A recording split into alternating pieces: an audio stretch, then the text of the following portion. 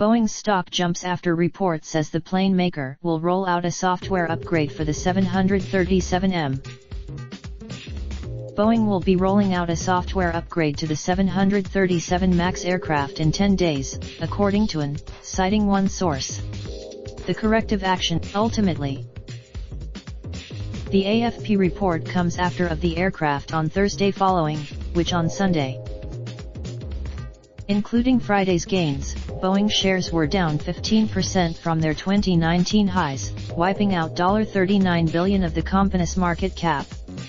The sell-off in Boeing, not scientifically valid. Results are up. Raindrop, drop top smoking, no cooking the hot pot. Fucking on your bitch, yeah, that. Looking up, open the park pot.